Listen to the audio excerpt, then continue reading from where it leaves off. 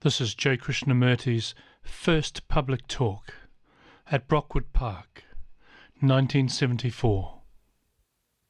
I don't know how you listen to these talks.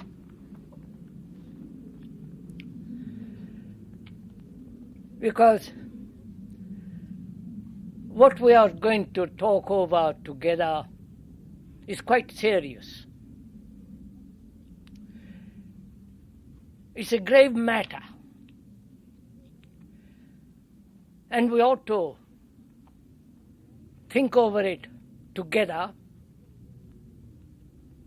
go into it together, not interpreting according to our particular idiosyncrasies and fancies and likes and dislikes, but rather investigate together, examine together, so that we establish between ourselves a kind of communication in which there is sharing, in which there is journeying together into the human problems, and especially into this question of what is religion.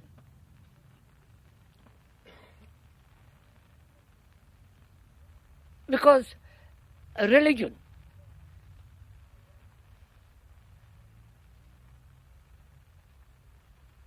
is an action in which all our total energy is demanded.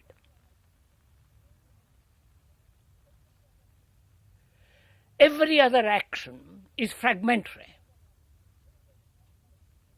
It's only the religious mind, the religious activity, the religious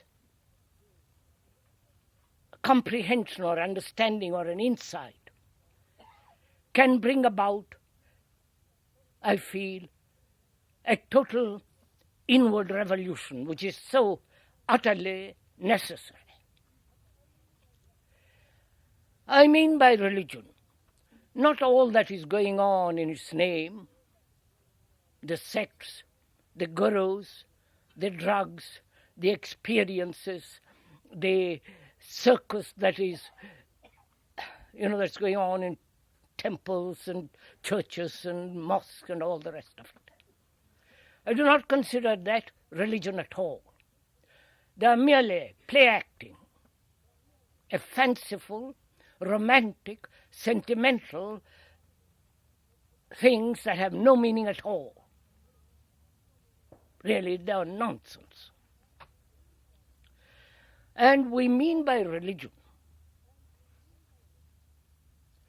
not belief, not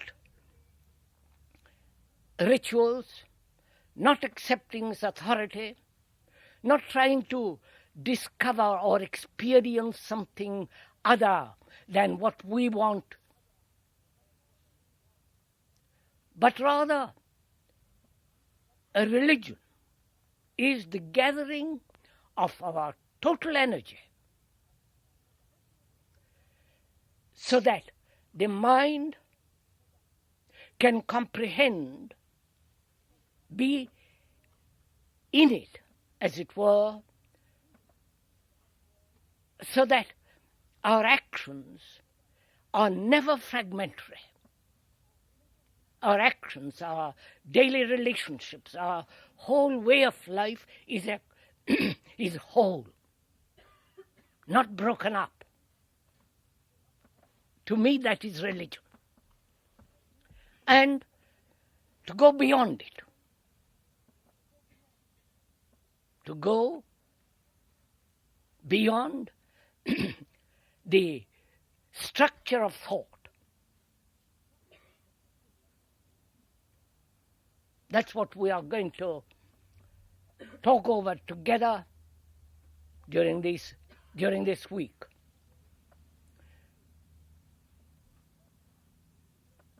And to talk this thing over together, I think it becomes necessary to observe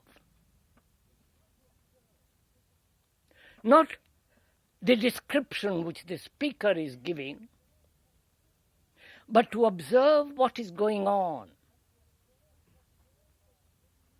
And to observe there is no need for interpretation.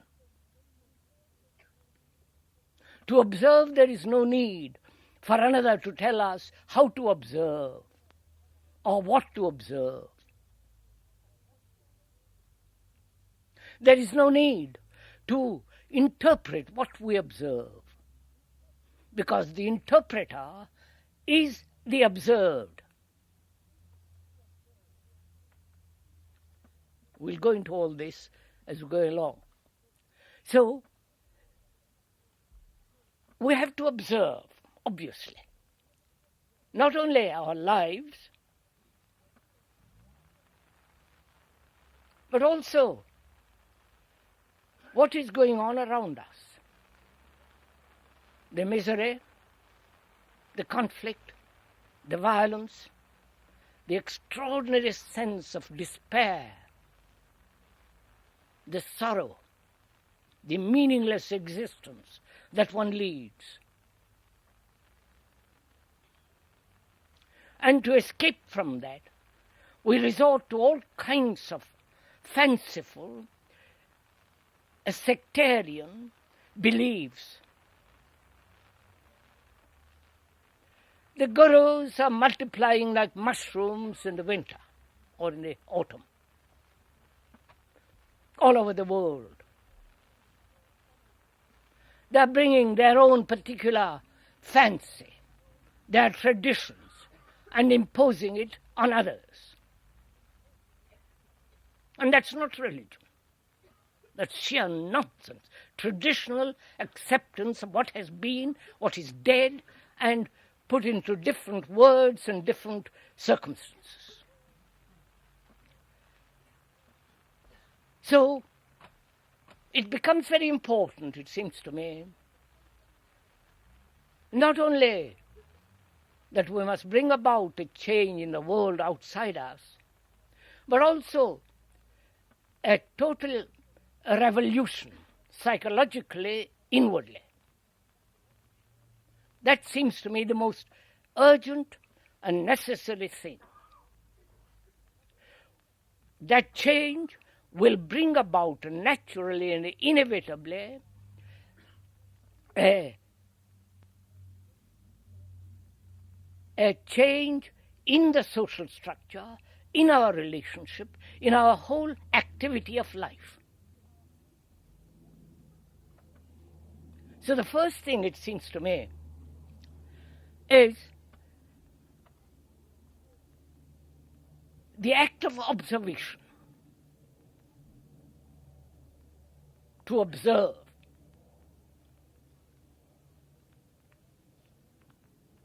To observe without the observer. We'll go into this because it's quite a difficult problem. To observe, not as an Englishman, or a Hindu, or a Buddhist, or a Catholic, or a Protestant, or an American, or a communist, or a socialist, what you will, but to observe without these conditioning attitudes, to observe without the traditional acceptance, to observe without the me interfering with the observation. The me, that is the result of the past, the result of all our traditions, the result of our education, the result of our social, environmental, economic influence, and so on. This me that interferes with the observation. Now, is it possible to totally eliminate in this observation this activity of the me?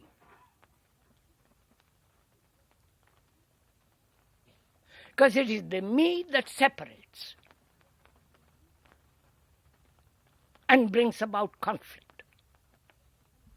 The me that separates in our relationships with each other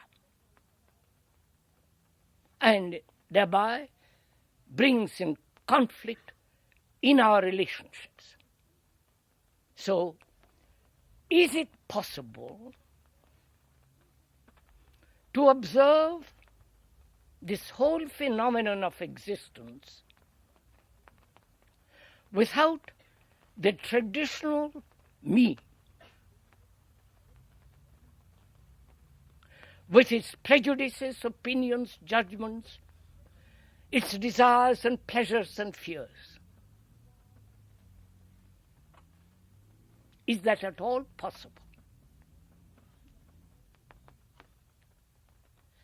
If it is not possible,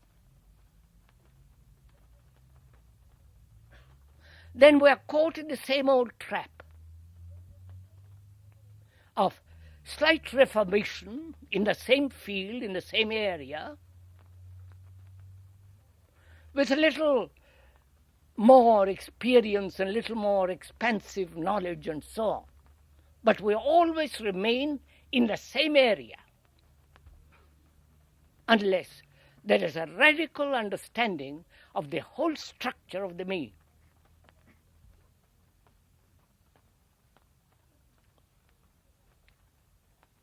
Seems to me that's so obvious. And most of us are apt to forget that. Most of us are so burdened with our own opinions, with our own judgments, with our own individualistic attitudes, that we are incapable of perceiving the whole. And in the perception of the whole lies our salvation. I mean by the word salvation in the sense a different way of living, a different way of acting, a different way of thinking, so that we can live totally at peace within ourselves, without conflict, without a problem. That's what we are going to talk over together during this week. Whether the human mind, so conditioned through time, through evolution, through all the experiences, through the great deal of knowledge, whether such a mind, your mind, our mind, our consciousness, can go beyond itself. Not in theory, not in a fancy, not in romantic experiences, but actually, without any sense of illusion. Because our consciousness is the consciousness of the world.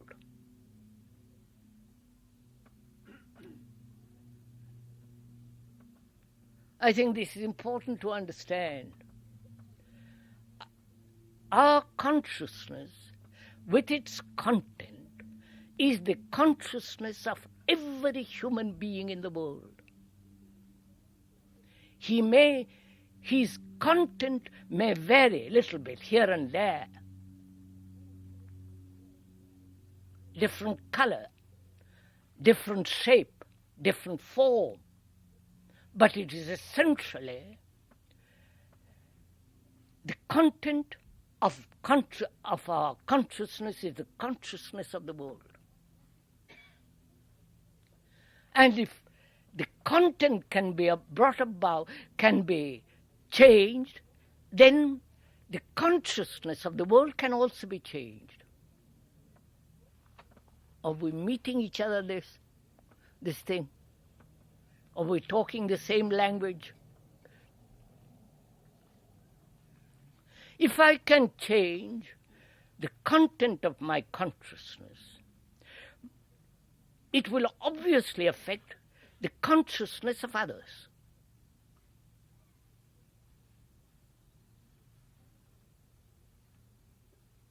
And the content of my consciousness makes up my consciousness. The content is the consciousness. The content is not separate from consciousness.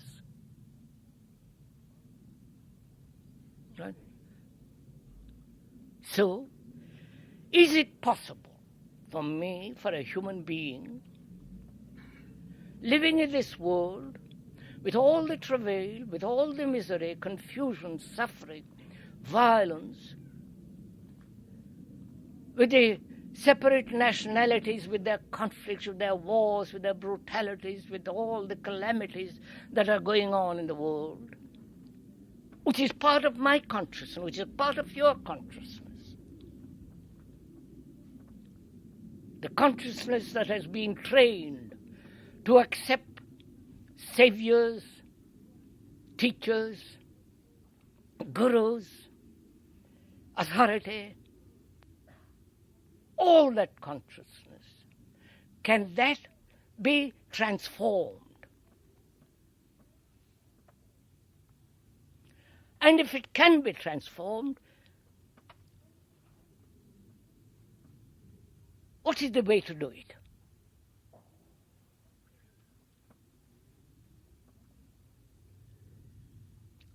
Obviously not method. Method implies a preconceived plan or a system invented by somebody whom you respect or whom you think has got the final answer, and according to that method conform, which we have done. And therefore is still within the same pattern.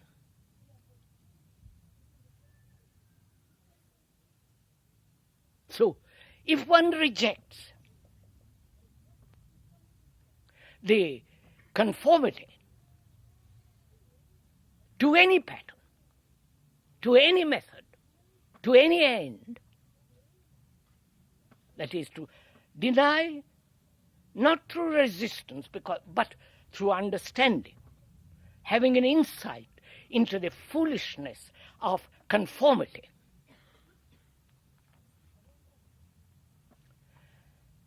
then the mind comes across a much more difficult problem, which is fear.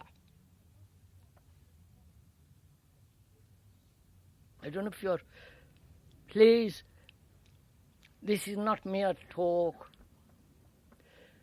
to which you're listening to a few words and few ideas or few instructive sentences, but rather we are together, and I keep on repeating it, together, sharing this thing.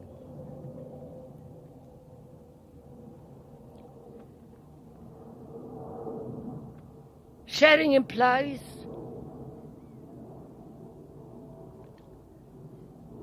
attention.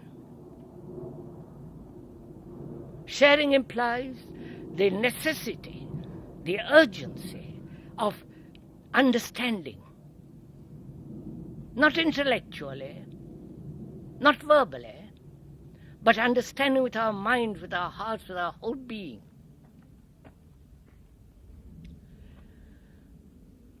So, as we said, our consciousness with its content is the consciousness of the world. Because wherever you go, people are suffering. There is poverty, there is misery, there is brutality, which is part of our daily life. There's social injustice. The tremendously wealthy and the poor, and so on and on and on.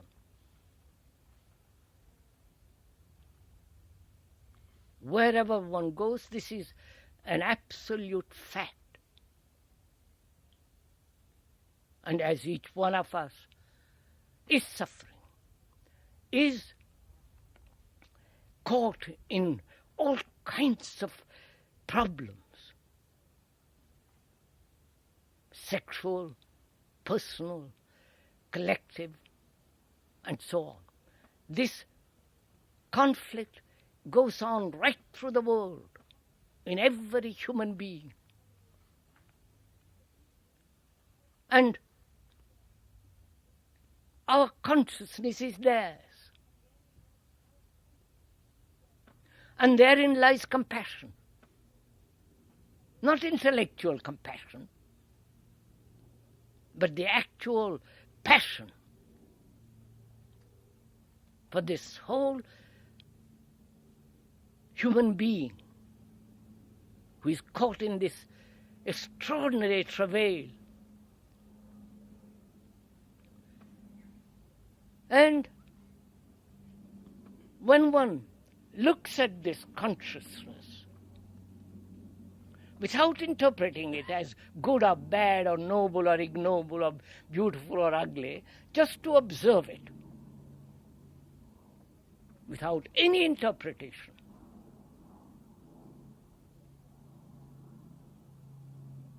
then you will see for yourself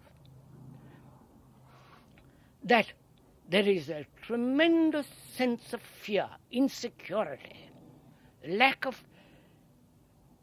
certainty. And because of that sense of insecurity, we escape into every form of neurotic security. Please do observe it in yourselves, not merely accept what the speaker is saying.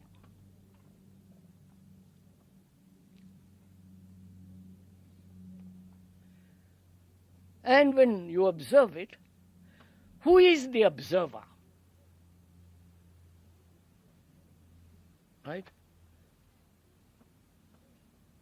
Who is the observer that is observing this whole phenomenon?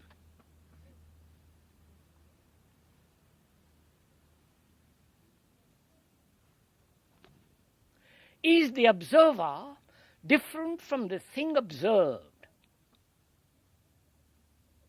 Is the thinker different from the thought? Is the experiencer different from the thing he experiences? It seems to me that is one of the basic things that we have to understand. To us, there is a division between the observer and the observed.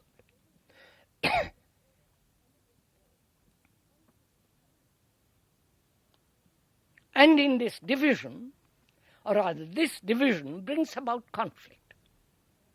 Wherever there is division, there must be conflict. The Arab, the Jew, and the whole business. So one must be very clear, it seems to me, about this question. Who is the observer? And is the observer different from the thing observed?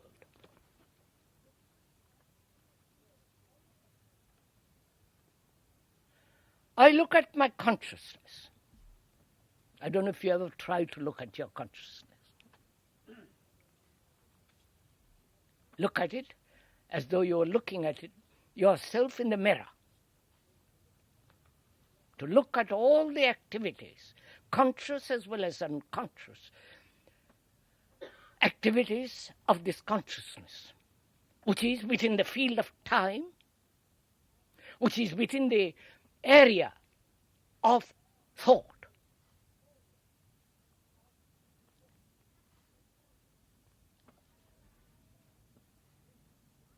Now, can one observe it?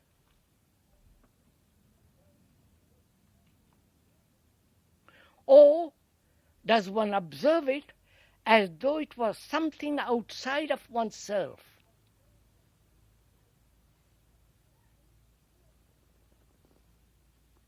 And if you do observe it, is the observer who is observing different from the thing observed?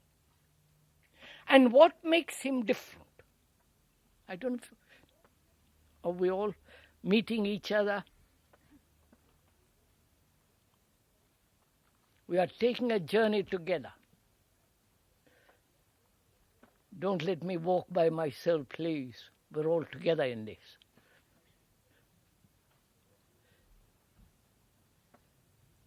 What is the observer? And what is the structure and the nature of the observer? Is the observer the past, with his experiences, with his knowledge, with his accumulated hurts, with his sorrows, and so on? Is the observer the past? Is the observer the me? And is the observer, being the past, is he capable of looking at what is going on around him now?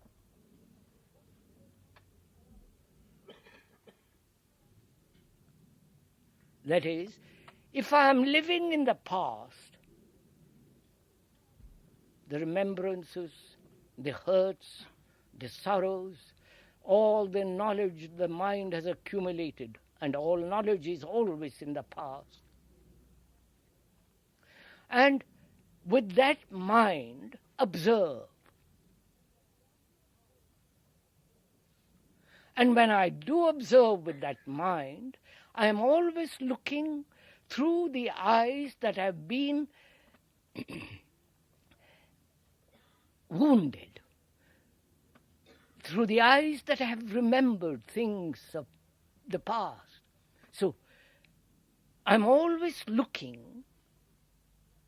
through the past, through the accumulated tradition.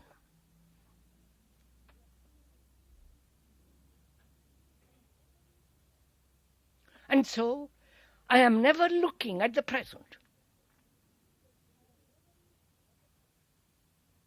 There is a division between the observer, who is the past, and the active, moving, living present.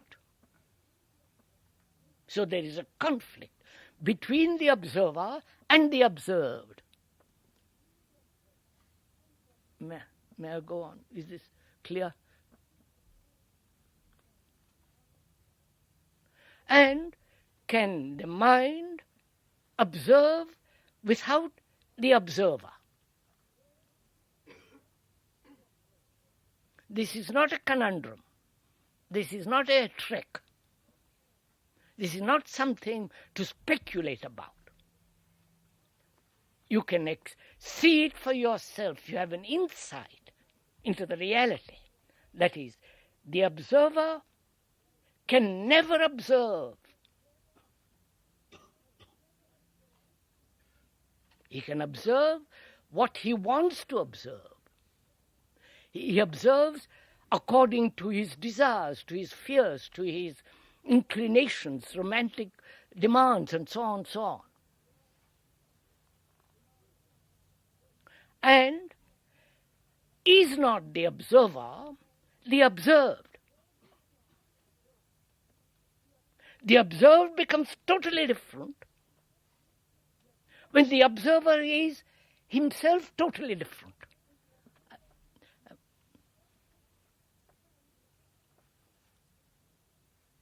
If I have been brought up as a Catholic or a Buddhist or a Hindu or God knows what else, and I observe life, this extraordinary movement of life,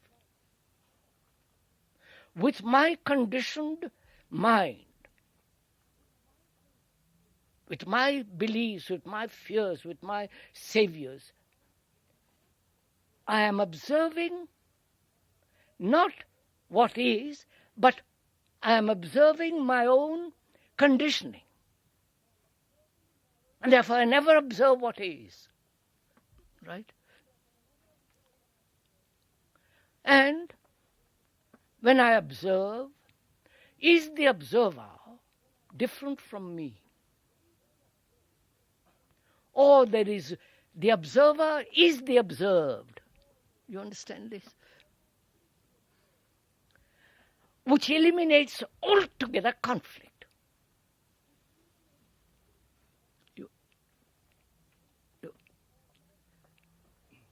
Because you see, our life, our education, our way of living is based on conflict in all our relationships, in all our activities.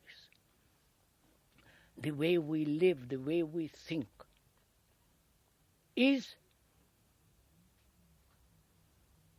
springs from this everlasting conflict between you and me, between each other, and outwardly as well as inwardly. And a religious life, so far, has been heightened conflict.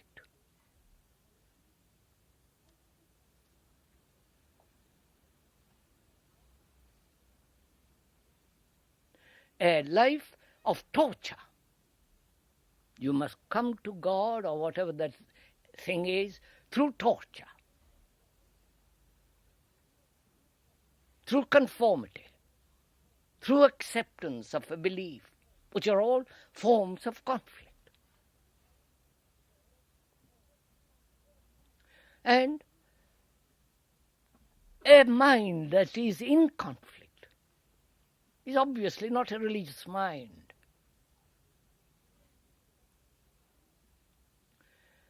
So one comes to the point, can the mind, your mind, observe without the observer? And that becomes extremely arduous, because in that there is this whole question of fear. Right? There is not only the conscious fears, but the deep-rooted fears. Now, can the mind be free of fear? Not few fears or the fears that one is conscious of, but the entire structure of fear, conscious as well as unconscious. Perhaps you would say it's not possible. No human being can live in this world without fear.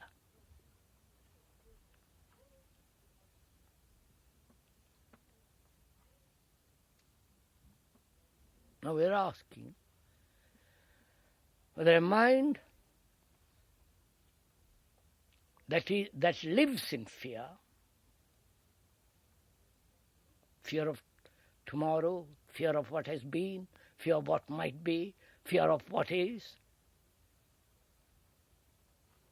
fear in relationship, fear of loneliness,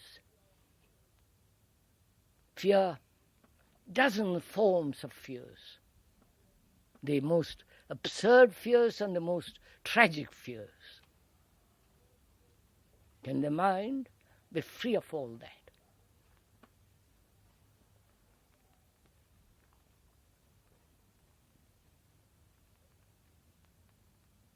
Now, how do you investigate fear?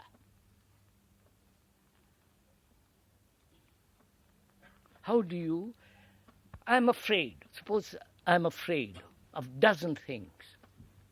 How do I investigate and be free of that fear? Bearing in mind that the observer is the observed, right? Fear is not different from the observer. The observer is part of that fear, obviously.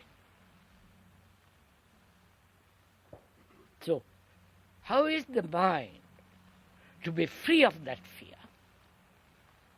Go on, sir, let's talk it over together.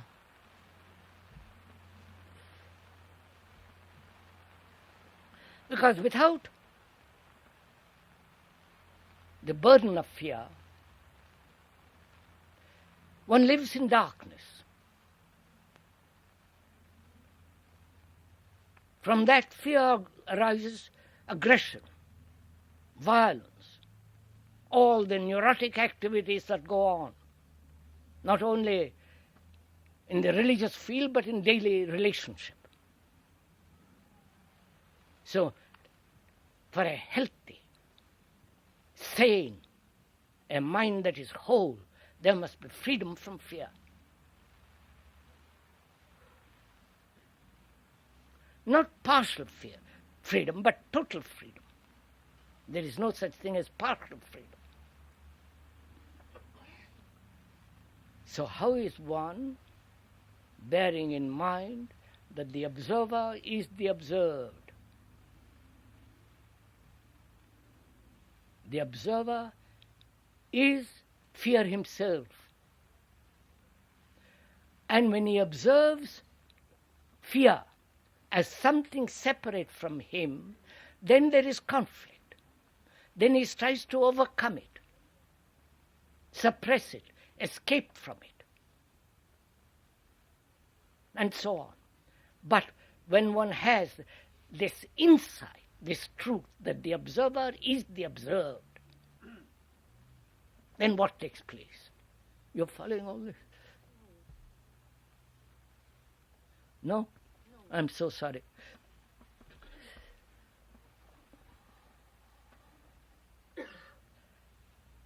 All right, let me put it differently.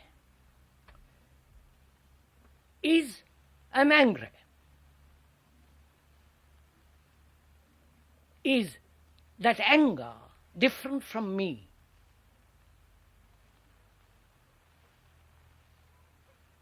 Me, the observer who says, I am angry. Or that anger is part of me. It seems so simple. No? And when I realize that the observer is the observed, that the anger which I recognize is part of me, not something apart, then what am I to do with that anger?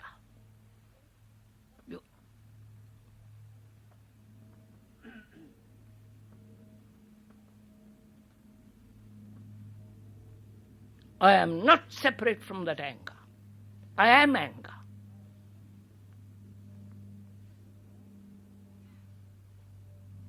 I am not separate from violence. I am that violence. That violence has come about through my fear. That fear has brought about aggression. So I am all that.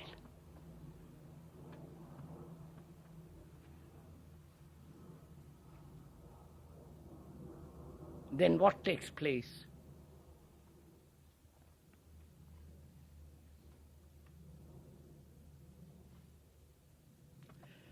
Let's look at it a little more.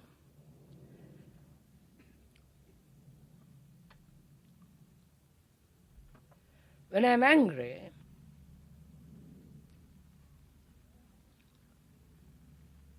each response, which I call anger, is recognized. recognize because I've been angry before. So next time I'm angry, I recognize it, and that makes that anger still stronger. Right? I wonder if you see this. Because I am looking at this new response with the recognition of a previous anger. Right? So, I am merely recognizing anger. I am not going beyond it. I am merely recognizing it each time.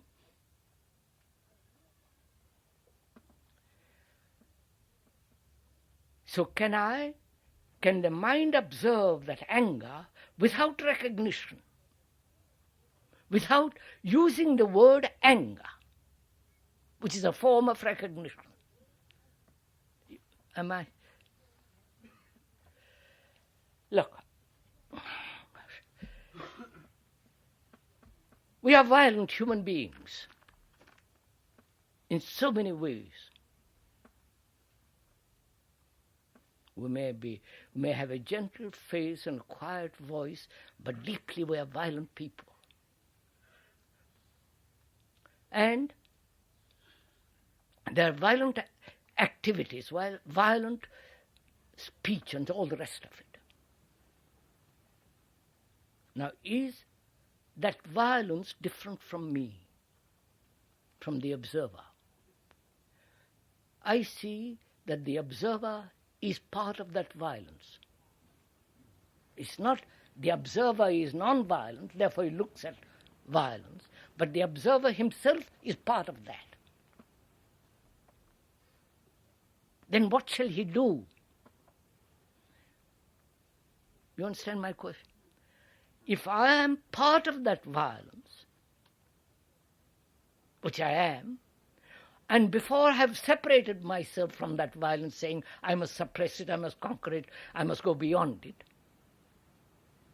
and therefore there is a conflict between that and myself. Now, I have eliminated that absurdity. I see the fact that I am violent. The very structure of me is violent. Then what takes place?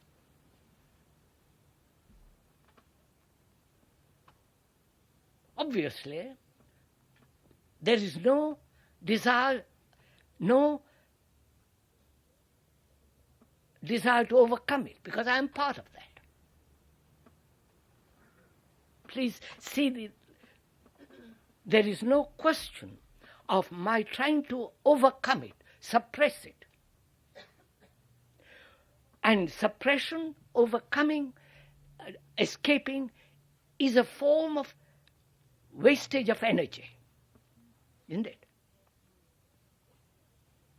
Now, when the observer is the observer of all the energy,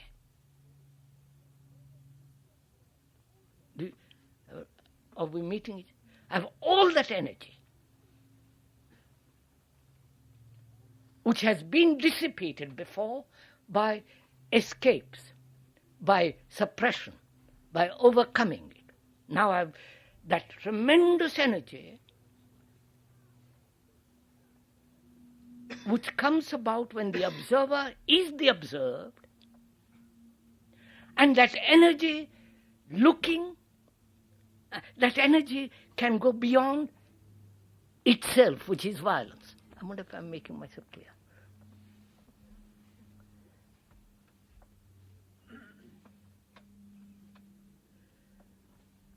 We need energy, don't we, to do anything.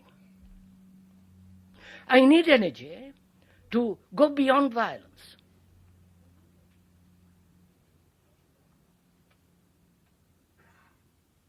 And I have wasted that energy through suppression, through conformity, through escape, through rationalization, through all kinds of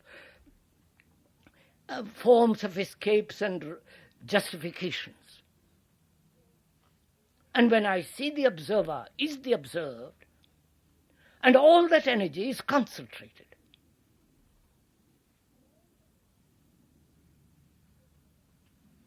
And when there is that total energy, there's no violence. It's only fragments that create violence. Have you got it? Does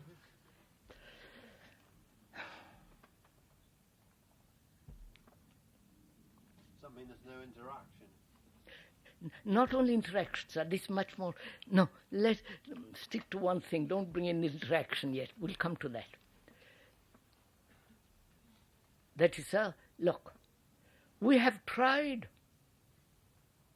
human beings right through the world, tried in the old traditional way of overcoming violence, overcoming anger, through rationalization, justification, through escape, through all kinds of neurotic activity. And we have not gone beyond violence, right? We have not gone beyond the anger, the brutality, and all the rest of it.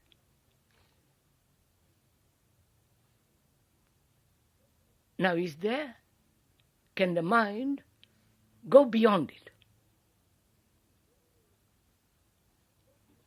Once and for all, finish with violence.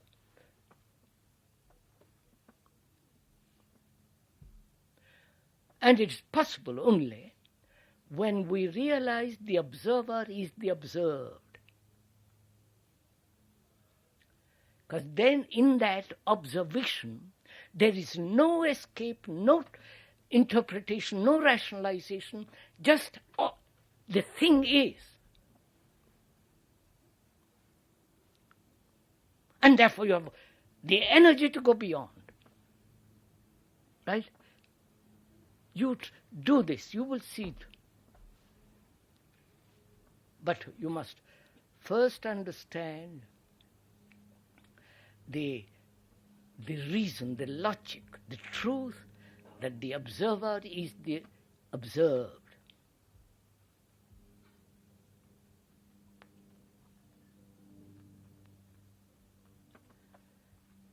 That is, when you look at another, wife, husband, girlfriend, boy, and so on, are you different from the thing you observe, from the person you observe? Maybe a man or a woman, the form may be different. The sex may be different. But psychologically, is your consciousness different from hers or his? Do investigate this as you go along.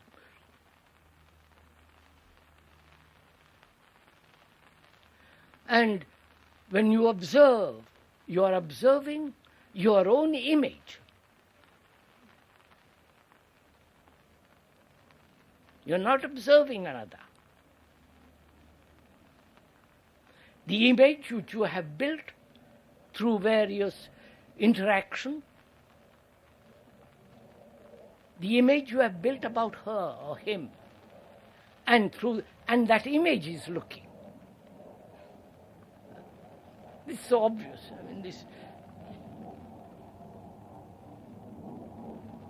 So when one really understands, not verbally, not intellectually, but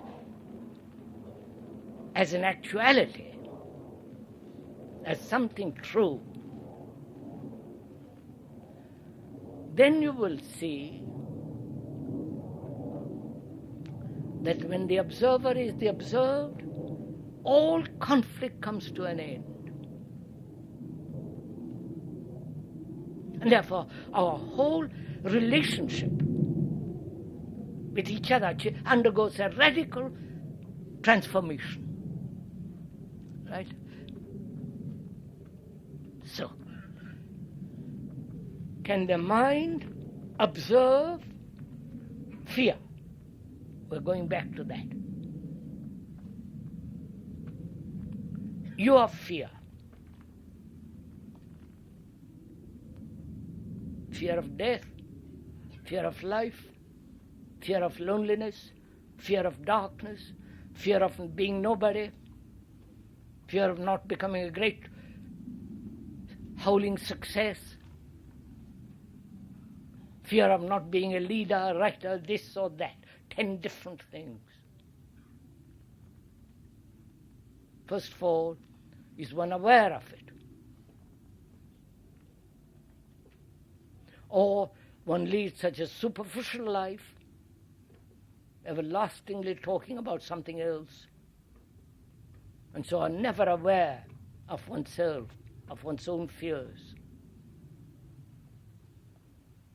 Then if one becomes aware of those fears, at what level do you become aware?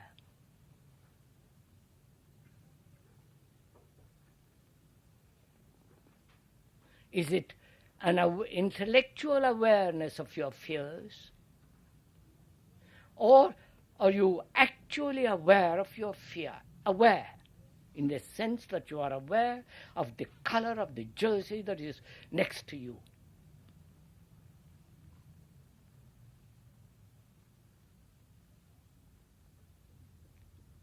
And aware at the deeper levels of your mind, of fear, at the deep corners hidden. And if they are hidden, how are they to be exposed?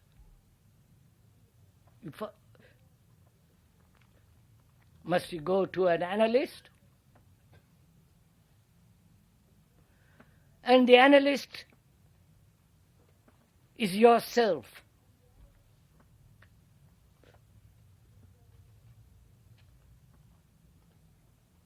He needs to be analyzed too.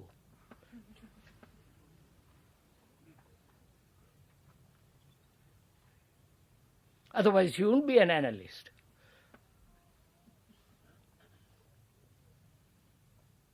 So how do you uncover this whole structure, the intricacies of fear? You know, this is a tremendous problem, not just to be listened to for 2 or 3 minutes and then forget about it. To find out for oneself whether it is possible to expose all the fears, or there is only one central fear which has many branches. And when one sees the central fear, the branches begin to wither away.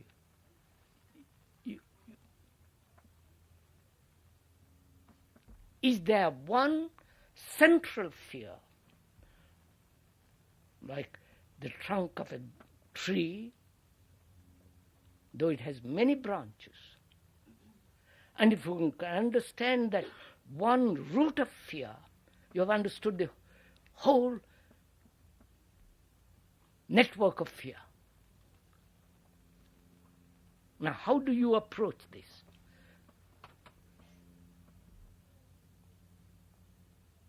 From the periphery or from the center? You understand my question?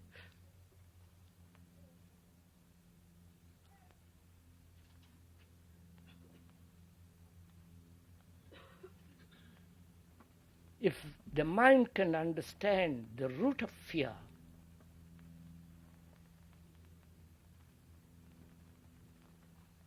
then the branches, the various aspects of fear have no meaning.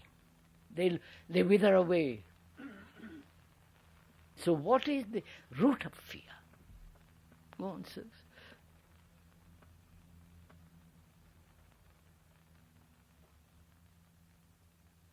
Can you look at your fear? Please look at it now. Invite it. You mean naturally you're not afraid now sitting here. But you know what your fears are. Loneliness, not being loved,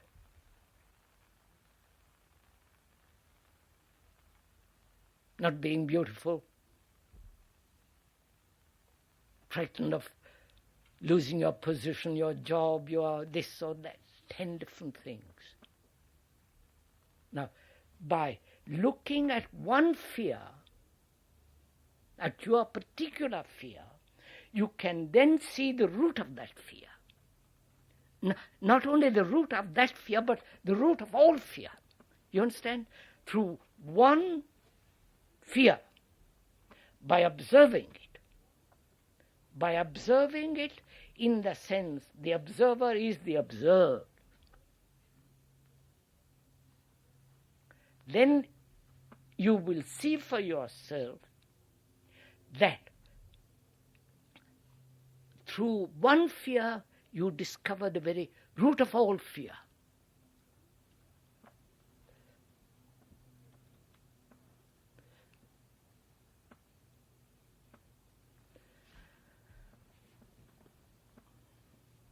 Suppose one is afraid of what? Huh? Loneliness. Yeah. One is afraid of loneliness.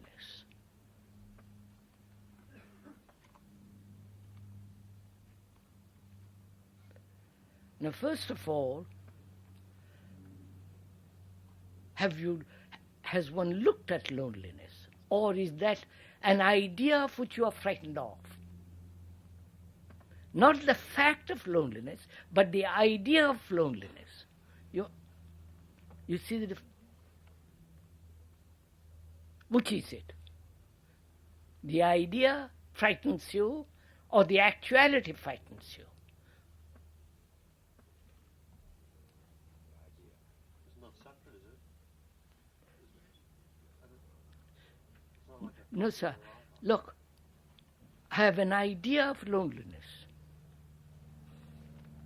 The idea being the rationalization of thought which says, I don't know what it is, but I'm frightened of it. Or, I know what loneliness is, which is not an idea but an actuality. I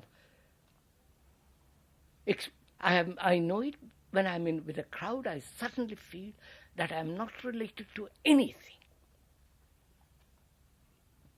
that I'm absolutely disassociated, lost, cannot rely on anybody. All my moorings have been cut away. And I feel tremendously lonely, frightened. That is an actuality. But the idea about it is not an actuality. And most of us, I'm afraid, have an idea about it. So, if it is not an idea but an actuality, what is loneliness? Aren't we breeding it all the time by our self-centered activity, by this tremendous concern about ourselves, our looks, our attitudes, our opinions, our judgments, our position, our status, our importance, all that. All that is a form of isolation. Throughout the day, for years we have done this, and suddenly we find we are utterly isolated. Our beliefs in God, everything goes away. There is this sense of tremendous isolation which cannot be penetrated. And that naturally brings great fear. Now, I observe it in my life, my daily life, that my activity, my thoughts, my desires, my pleasures, my experience are more and more and more isolating. And the ultimate sense is death. That's a different point. And I observe it. I observe it in my daily movement, in my daily activities. And in the observation of this loneliness, the observer is part of that loneliness, is essentially that loneliness. So the observer is the observed, right?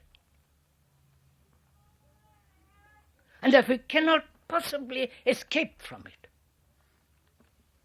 He cannot cover it up, try to fill it with good activity or whatever it is. Going off to churches and meditation and all the rest of it.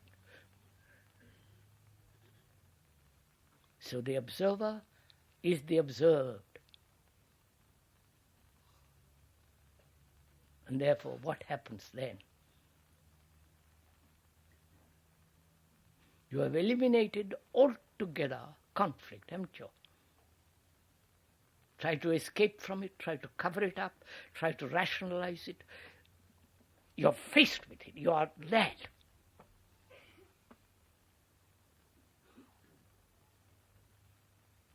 And when you are confronted with it completely, and there is no escape, and you are that, then there is no problem, is there? You understand? There is no problem. Because then there is no sense of loneliness at all. I wonder if you see this. Surely the problem is continuous attention. So, we're coming to that presently. So, can you observe your fear? Through one fear, trace the very root of all fear.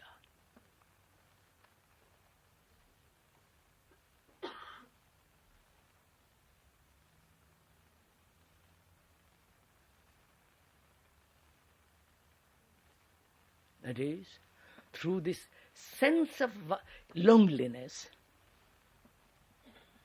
haven't you traced the root of fear?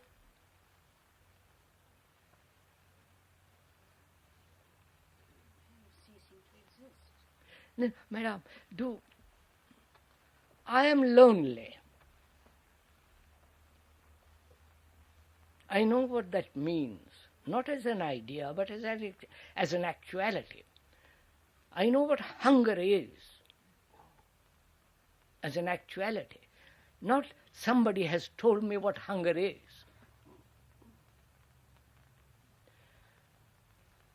There is this extraordinary sense of loneliness, isolation. Isolation is a form of resistance, is a form of exclusion. And I'm fully aware of it. And I'm also aware that the observer is the observed. And there is fear there, deep-rooted fear.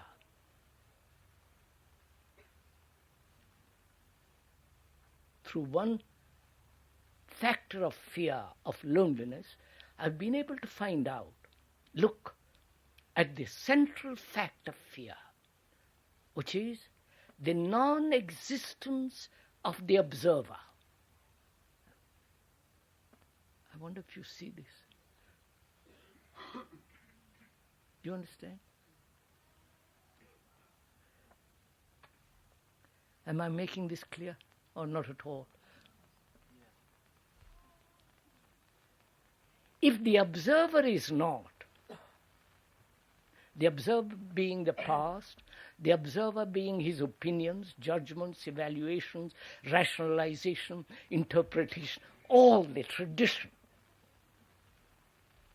if that is not, where is fear? You understand? If the me is not, where is the fear? But we are educated religiously in colleges, schools, and universities. We are educated to the assertion, the cultivation of the me as the observer. No? I am Catholic, I am a Protestant, I am a British, I am this and that, all the rest of it. And by looking at one fear, I have been able to trace, the mind has been able to look and trace the central fact of fear, which is the non-existence of the observer, the me.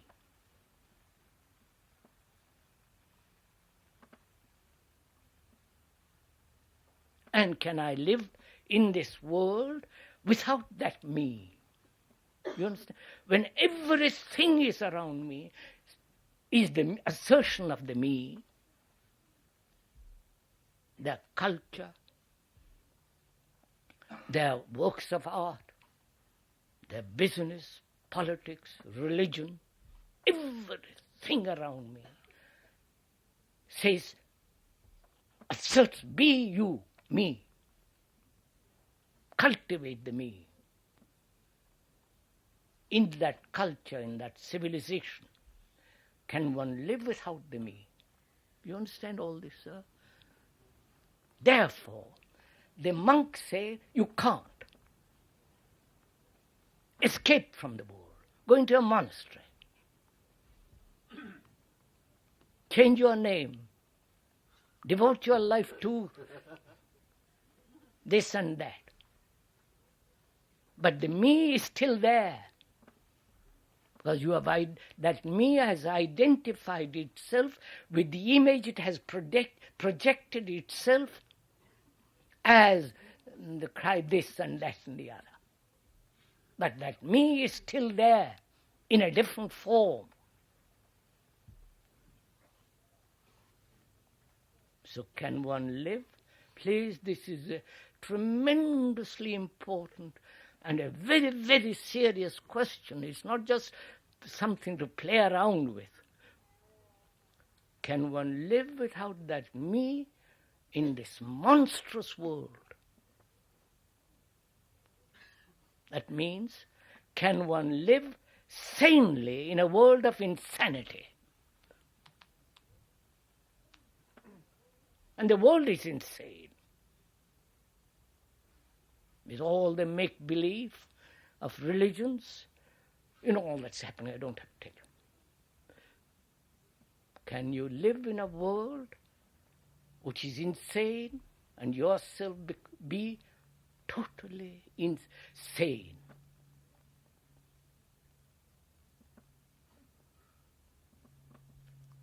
Now, who will answer you that question? Except yourself, obviously.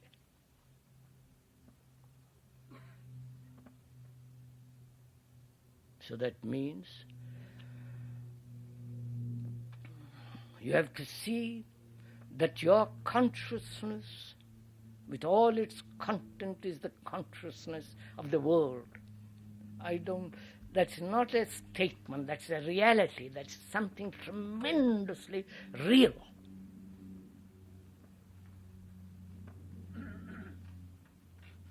The content of your consciousness makes up your consciousness. Without the content, there is no consciousness. Your content now is fear, pleasure, all the things that are going on in the world. The culture, which is so exalted, which is so praised, which is such a marvelous culture, with its wars, with its brutality, with its injustice, with starvation, hunger, you know what's happening in the world. Of that consciousness we are. And if your consciousness undergoes radical change, that change affects the consciousness of the world. Actually, it does.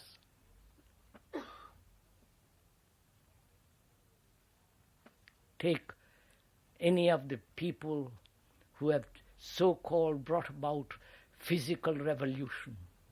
Lenin, the French Revolution people. You may not approve what all they did, but they affected the consciousness of the world. Like Hitler, Mussolini, Stalin and all that gang.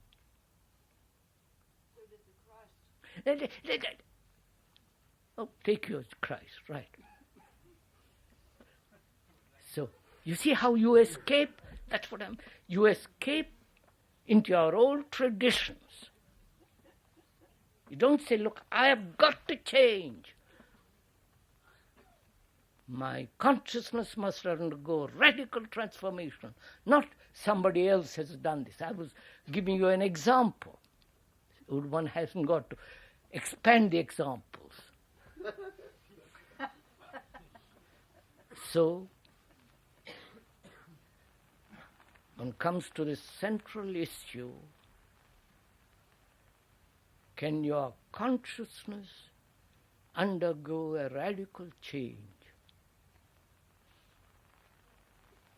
And it can only go a radical change only when there is this central fact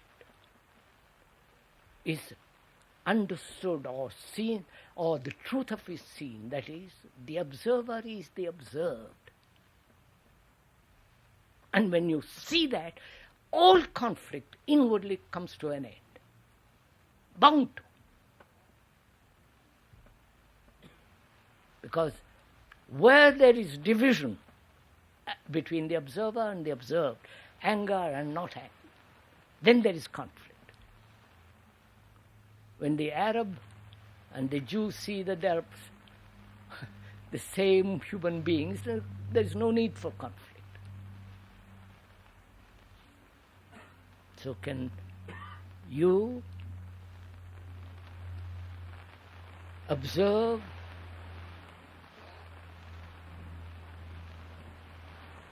your conflict, and that conflict is not separate from you. You are that conflict. Don't look, this leads to something extraordinary if you go into it. The experiencer is the experience. You understand? Therefore, when you meditate, your meditation is part of yourself. Therefore, you are not going away from yourself. I wonder if you see all this.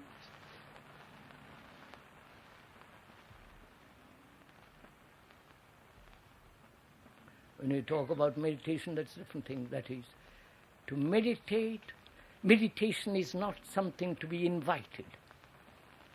You cannot practice it. You cannot sit down and breathe and do all those tricks. Meditation is something totally outside the field of thought. We'll go into it some other time. Right.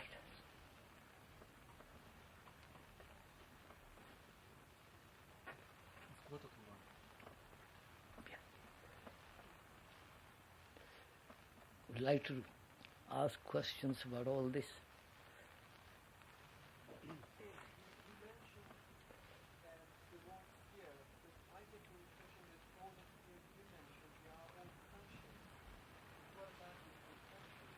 I explained that, sir. What about the unconscious fears? Now, all right, can the conscious mind investigate the unconscious fears?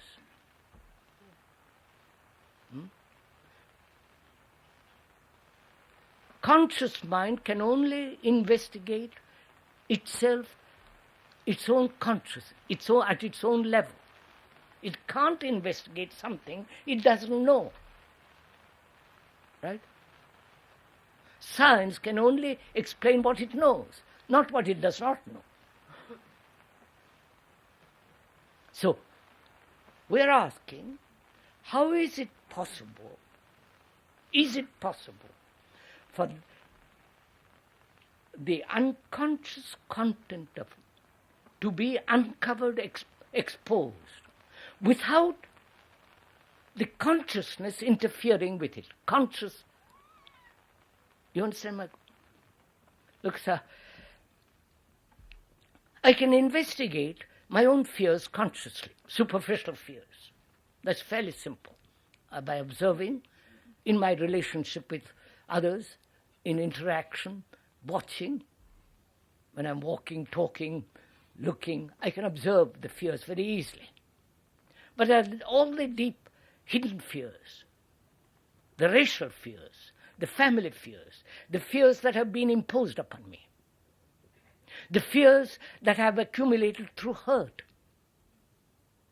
And we are hurt from childhood. All along our life, we are being hurt. The more sensitive you are, the more hurt you are. And the deeper the hurts are. And they're all there, hidden somewhere. Now, how is the mind to expose all that? You understood my question?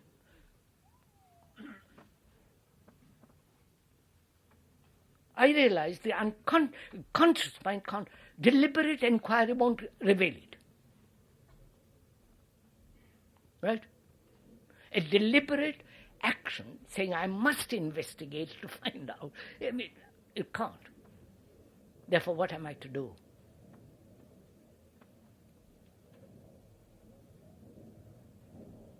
Will analysis open the door?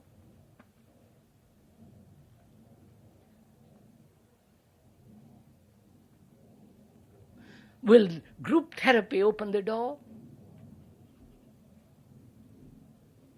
Will talking to somebody open the door? Please, these are all the questions we're all putting all the time. Or is there a way of opening the door without the least effort on the part of the mind? You understand?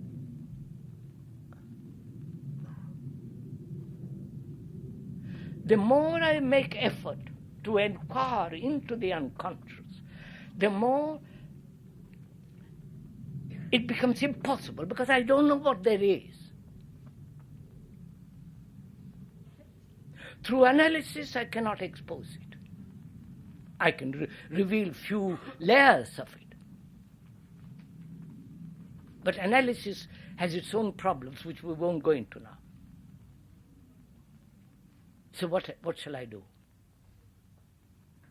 I can't analyze because I don't know what there is to be analyzed.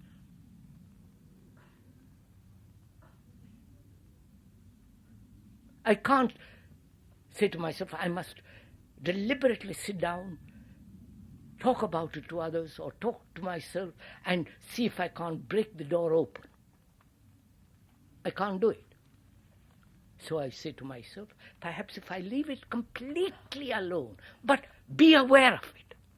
You leave it completely alone and watch what comes. That means the mind, the superficial mind, has become quiet, right? Because it's not interfering, it's not asking, it's not demanding, it's not investigating, it's not translating. It is absolutely quiet in observing. I'm following all this.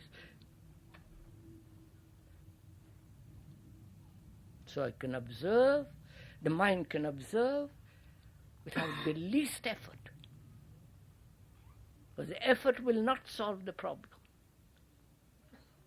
So when the superficial mind is quiet, really quiet, not saying I'll wait till, but absolutely quiet, then the other thing comes up.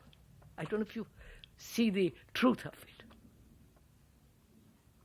It's like watching a child.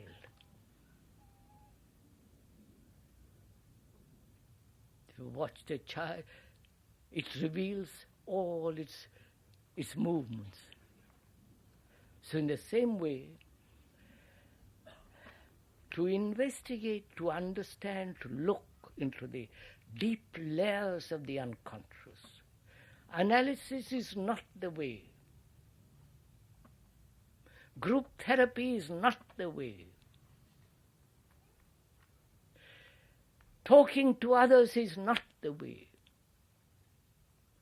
The only way is for the mind, superficial mind, not to interfere. That means to be absolutely quiet and watch. Now, if you have ever attended, if you give your attention to something,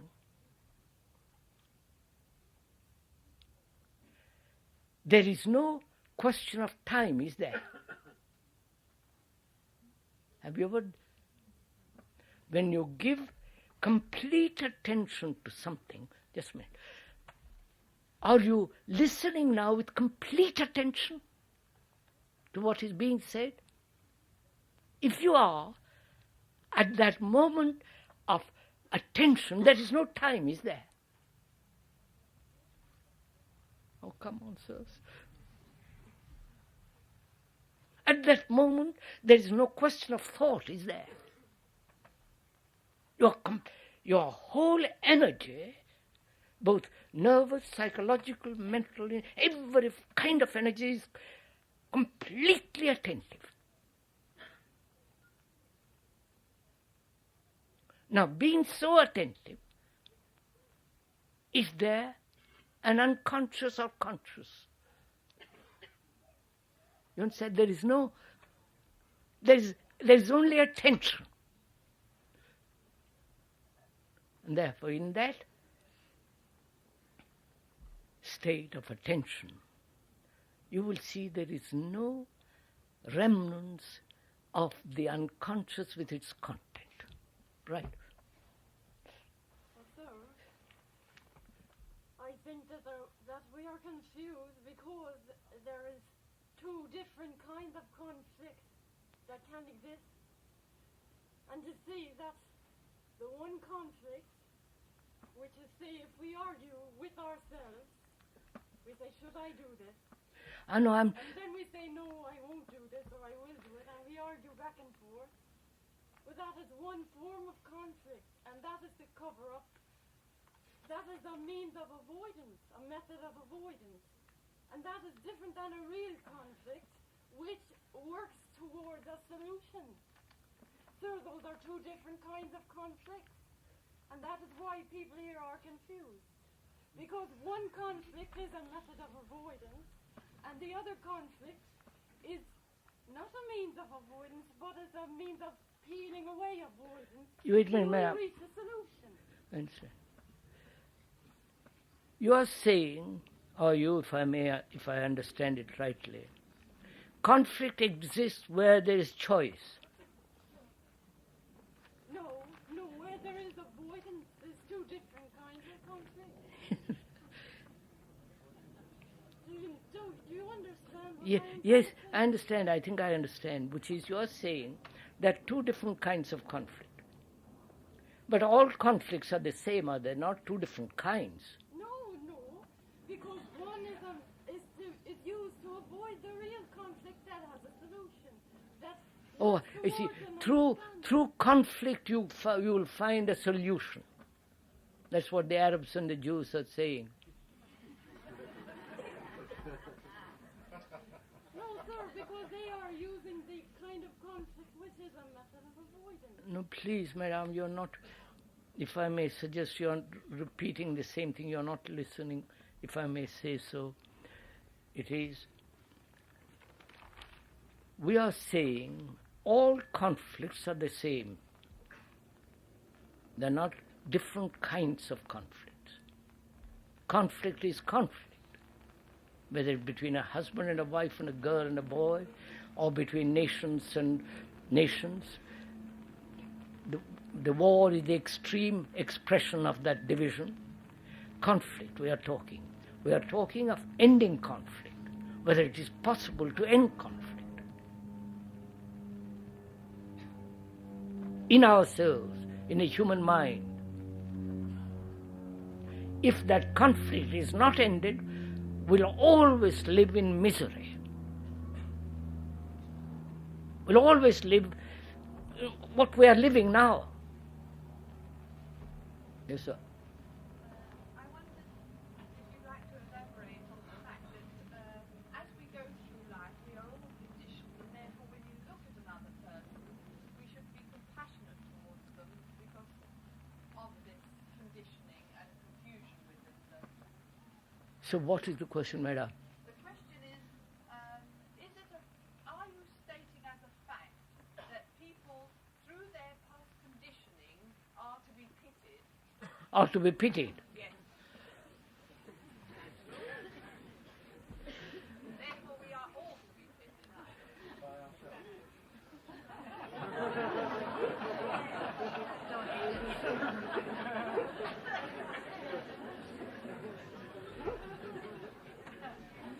The question has been answered, hasn't it?